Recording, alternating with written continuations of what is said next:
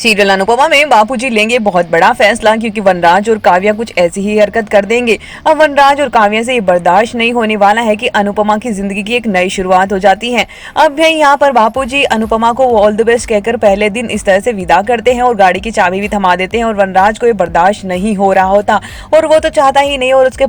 पर काटना चाहता है कि वो जल्दी से ऊपर से धड़ाम से नीचे गिरे और उसके सपने चकनाचूर हो जाए। उसमें इतनी हिम्मत कैसे आएगी कि वो वनराज से भी आगे निकल जाए। तो उसका मेल ईगो हर्ट हो चुका है और अब काव्या उससे को भी बर्दाश्त नहीं हो रहा है कि एक घर चलाने वाले किचन में रहने वाली औरत आज उससे भी आगे एमबीए करने वाली लड़की से आगे निकल गई और वनराज और काव्या से बर्दाश्त नहीं होगा और वो दोनों ही ये कोशिश करेंगे कि अनुज और अनुपमा की ये पार्टनरशिप तुड़वा दें और इसी चक्कर में वो पहले तो बा को भड़काते नजर आएंगे और यहाँ पर कॉलोनी में भी जब अनुपमा की और अनुज की होटल की इनॉग्रेशन हो रही है और यहाँ पर उन दोनों की पार्टनरशिप के चर्चे पूरे शहर में हो जाएंगे। तो यहाँ पर कॉलोनी वाली औरतें भी बातें बनाने शुरू कर देगी और कहेगी हाँ पहले तो बेटे ने दूसरी शादी कर ली, अब लोग बहू भी चली है गुलछर्रे उड़ाने। और यहाँ पर ये सब कुछ बात सुन लेती है और घर में तमाशा शुरू हो जाता है और बा को वनराज और काव्या तो और भी भड़का देते हैं कि लो हमने तो पहले कहा था कि यही दिन देखने बाकी रह गए थे। और बा इतनी भड़क जाती है कि अनुपमा से बदतमीजी कर बैठती है और इस पर बापूजी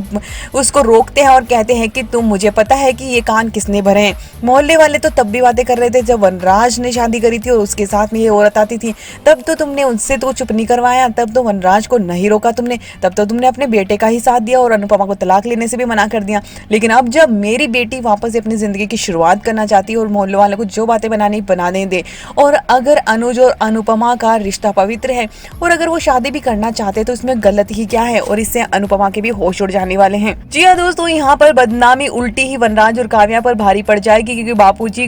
बातों में उन्हें अपना फैसला सुना देंगे और कह देंगे कि अगर मेरी बेटी की जिंदगी की शुरुआत एक नई तरीके से होना चाहती है, वैसे भी इसने जो डिजर्व करती है उसने तो तेरे बेटे ने उसको दिया नहीं है, तो अगर अनुज उस चीज को सबको देता है तो मैं इसका बाप बनकर इसका कन्यादान करूंगा। और ये सुनकर बापूजी की ये बात सुनकर वनराज काव्या के तो होश उड़ते ही बात तो पागल ही हो जाती है और कहती है कि बस यही देखना बाकी रह गया था। तो बापूजी भी अपना फैसला सुना देते हैं कि चाहे कोई कुछ भी कहे लेकिन अगर मेरी बेटी की जिंदगी से संवरती है तो मैं उसकी दूसरी शादी करवाने को भी तैयार हूँ और मैं जल्दी ही इसके बारे में अनुज से भी बात कर लूंगा। तो दोस्तों कहानी पूरी तरह से बदल जाएगी और इनकी बदनामी के बाद में बापूजी अनुज से शादी के बारे में बात करने वाले हैं और अनुपमा उन्हें समझाते नजर आएगी। लेकिन अब यहाँ पर देविका ही होगी जो कि अब बापूजी का साथ देगी और इनकी जिंदगी की एक नई शुरुआत करवाएगी। तो काफी इंटरेस्टिंग स्टोरी होने वाली है। कितना एक्साइटेड है आप कमेंट करके जरूर बताएं।